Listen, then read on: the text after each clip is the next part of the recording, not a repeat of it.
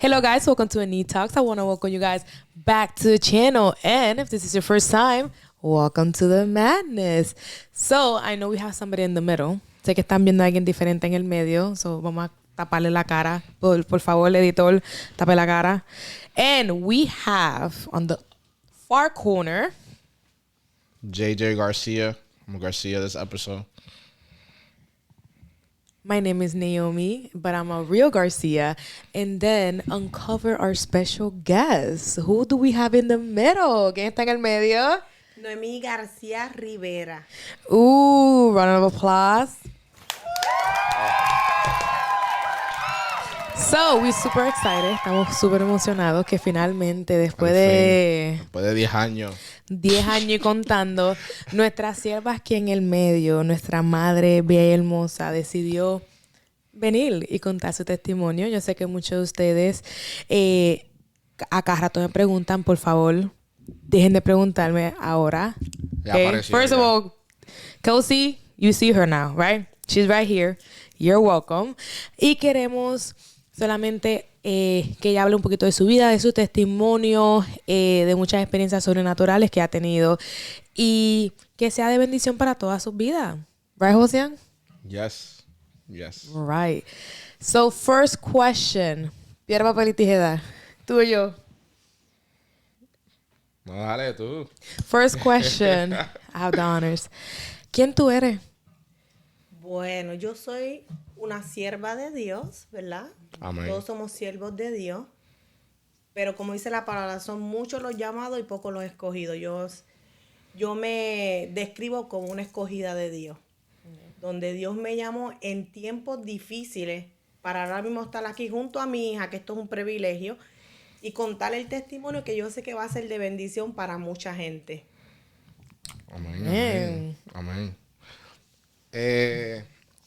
Ya que podemos ir a la parte del testimonio, para los que no te conocen, entonces, te fue criada en el Evangelio, que Dios obviamente ha hecho en su vida ahora, de aquí hasta allá. Queremos empezar desde el principio. Sí, queremos que empieces de tu niñez. Ujú. Háblanos, no te preocupes. Sí. Nosotros todos estamos emocionados de Puede escuchar. durar 2 horas, lo cortamos. Está bien, está bien. Hacemos 4 partes con esto. Por eso lo digo, por eso desde chiquita hasta ahora. Que no Vamos. se quede nada. Bueno, yo nací en octubre 7. A rayo, pero es que ¿Del 1900 qué?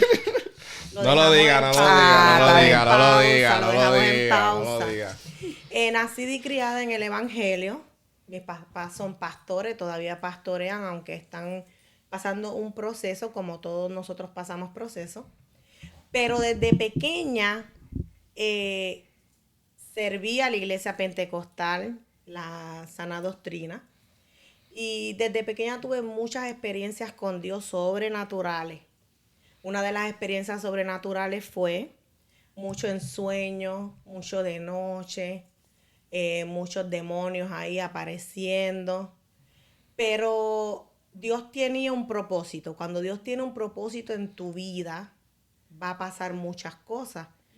Y muchas de las cosas son espirituales, porque el enemigo no ataca a cualquiera. El enemigo ataca al que le va a hacer la guerra.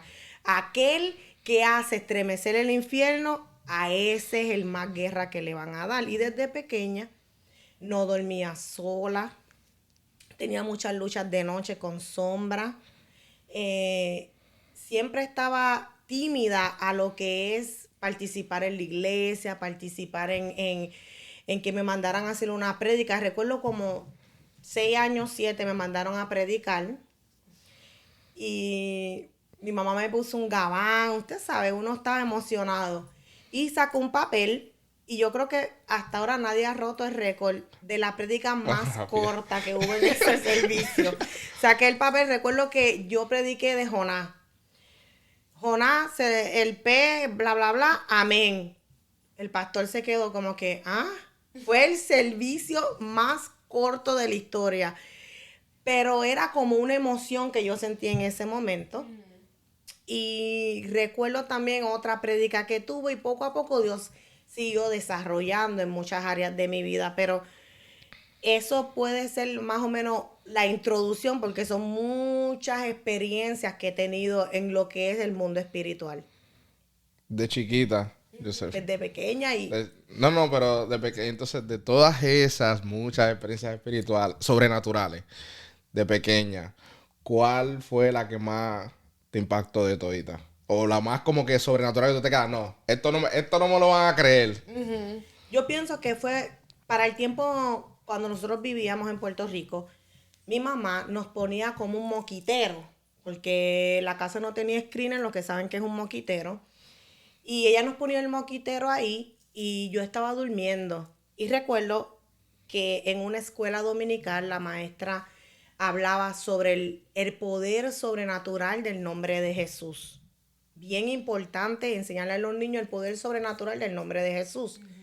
Porque cuando estoy durmiendo, siento que están como que jalando el moquitero. Y eran experiencias que me asustaban porque un niño... A cualquiera. Eso es algo sobrenatural que nosotros cuando ese tiempo nosotros no lo entendíamos. Claro. Y yo recuerdo aquella clase que decía, si algo pasa, el nombre de Jesús es tan poderoso que el infierno tembla. Pues yo me armé de valor. De valor, porque yo temblaba, porque eran experiencias muy fuertes. Y yo recuerdo que yo dije, en el nombre de Jesús. Y yo pienso que fue una de las mejores noches que yo dormí. Y de ahí empecé a decirle el nombre de Jesús. Start spam. Nombre de Jesús. Ama, yo creo que se movió una hoja afuera. Nombre de Jesús. ¿Por qué? Porque conocía el poder que había en ese nombre. Sí. Dale ya que Está Sabemos que tu niña, como tú dices, fuiste criada en el evangelio pentecostal y muchos de nosotros, yo también he explicado nuestro testimonio, que todos nosotros hemos tenido esa experiencia en esa doctrina. Cuando tú estuviste creciendo, ¿Dios te había demostrado el propósito que tú tenías cuando eras desde tu niñez o fue más en tu juventud? Yo pienso que fue más como a los 12 o 13 años he contado este testimonio. Y recuerdo que yo veía las manifestaciones espirituales. Mire, yo he visto unas manifestaciones sobrenaturales, muchas campañas Gigi Ávila que papi nos llevaba. Y también muchas manifestaciones dentro de la iglesia, ya sea espiritualmente cuando reprenden demonios, ya sea en sanidad, cuando una persona paralítica o una persona en silla de ruedas se levanta y camina, ya sea que el mudo habló, el sordo oyó, el ciego vio, fueron muchas experiencias. Pero yo recuerdo a los 13 años, yo estaba en una campaña que había junto a los jóvenes y yo le dije a Dios, en mi mente le dije, yo quiero que tú me llames. Yo quiero que tú me llames. Tú dices por varios profetas que tú me vas a usar, que yo voy a hacer de bendición, pero yo quiero que tú me llames. Y así fue. El predicador iba a terminar y él dijo, aquí hay una persona que provocó la presencia de Dios. Y yo ahí, tú sabes, yo no sabía qué. Y así fue. Dios me llamó y me dijo que Dios certificaba el ministerio y me llamaba públicamente. Y eso a mí prácticamente selló. Como que hay veces que nosotros necesitamos, hay veces que mucha gente te dice, o Dios te dice a través de su palabra, pero cuando te llaman, cuando Dios lo hace públicamente, es como un sello. Pero, ojo, Dios llama públicamente y el enemigo también está escuchando que Dios te llamó públicamente. Y ahí es que empieza la guerra total. Y ese fue el momento que cuando yo tenía eso de 12 o 13 años que Dios me llamó. Ok. 12, como 12, 13 años, ¿verdad? Fue que Dios. Entonces, después de ahí, ¿qué hiciste? Como que Dios te llamó, empezaste como que a buscar más de Dios, eso te motivó, o caíste, ¿qué pasó? Cuando Dios llama, ¿verdad? Empezamos a buscar su presencia, empezamos a llenarnos más de Dios. Pero ¿qué pasa? Muchos campamentos de jóvenes. Empieza más, ¿verdad? Al venir de un movimiento pentecostal, no es algo, ¿verdad? Y cada cual tiene su manera de pensar. Yo estoy hablando de mi testimonio. Claro. Pues ya empieza el enemigo a trabajar prácticamente con tu modo de vestir, con tu identidad, es la palabra que quiero utilizar. Entonces, al enemigo trabajar con tu identidad, porque así fue que el enemigo trabajó conmigo, tú empiezas a ir a la escuela y empiezas a ver que tu papá no te permite, tus padres no te permiten hacer algo, pero los padres de tus amigos de la escuela te lo permiten. Entonces empieza el enemigo a trabajar mentalmente contigo. Empieza a decirte, a ti no te permiten hacer esto, pero a mí sí. Nosotros no íbamos a cumpleaños, nosotros no salíamos a ningún lado porque mi papá era bien estricto en esa manera. Y fue muy estricto en nuestra vestimenta, en muchas cosas que, vuelvo y repito, respeto y le doy gracias a Dios porque Dios trabajó en muchas áreas de mi vida. Pero ahí fue que el enemigo empezó a tomar ventaja de mi mente. Cuando el enemigo empieza a tomar ventaja, empiezo yo a conocer las nenas de la escuela, empiezo yo a decir, ¿de verdad que fue cierto que Dios me llamó? Y empieza el enemigo a trabajar en la mente, porque hay algo que el enemigo trabaja y es en la mente. Sí. Claro. El pensamiento que tú dejas entrar llega a tu corazón. Todo empieza maquinado en tu corazón, a la mente. Y después tú empiezas a dudar. Por eso es que es bien importante. La duda yo digo que es el dardo efectivo del enemigo. Porque si el enemigo te hace dudar, ahí es que empezamos nosotros a caer. Entonces el enemigo, yo empecé a dudar, empecé a decir, ¿por qué mi papá no me permite? ¿Por qué mi mamá no me permite? ¿Por qué mi amiguito va a este cumpleaños? ¿Por qué yo no puedo ser como ellos? ¿Por qué yo soy diferente? Y ahí es que empieza la verdadera guerra espiritual en mi mente. Y ahí es que empieza el enemigo a trabajar. Ahí empieza el enfriamiento. Ahí es que tú empiezas a dejar de orar. Ahí tú empiezas a dejar de leer la Biblia porque el enemigo va a decir, pero a ti te gusta esto. Dios no te va a escuchar. O tú estás teniendo pensamientos que no son de Dios. Esa oración no va a salir del techo. Y empieza el enemigo a trabajar con tu mente. Y ahí es que empieza, yo digo, la verdadera guerra espiritual en mi vida. El verdadero comienzo a yo conocer qué era la mente de Cristo y cuál era la mente que el enemigo quería trabajar en mi vida. Y ahí empieza a levantarse el enemigo ¿en qué? En que yo empecé a querer el mundo. Yo empecé aunque veía la manifestación de Dios, aunque en esas campañas Dios se estaba manifestando de una manera increíble, pero había un mundo que ya estaba susurrando. O sea, muchos de nosotros, muchos jóvenes tienen lucha. Muchos jóvenes están luchando en este momento con lo que yo luché.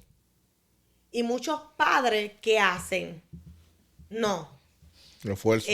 Tú no puedes hacer eso. No me preguntes. No hagas esto. Por ejemplo, yo iba donde mi mamá y yo, mami, yo quiero esto. No, que eso no es bueno.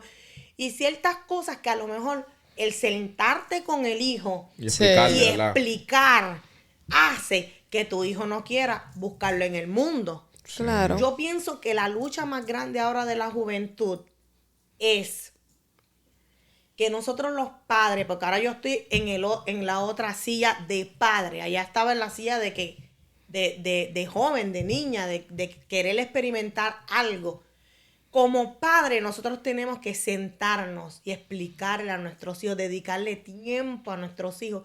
Porque es que yo hacía, como mi mamá y mi papá. El mundo te lo enseñaba. No.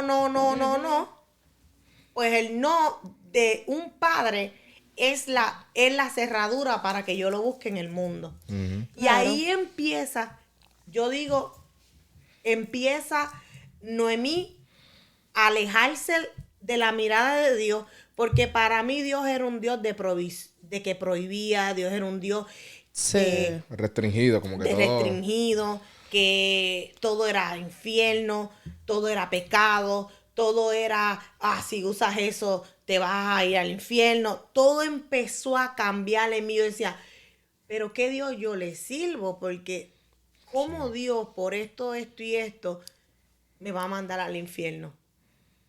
Y ahí empieza el enemigo a tomar ventaja de mi vida. Estoy tirando unas barras aquí.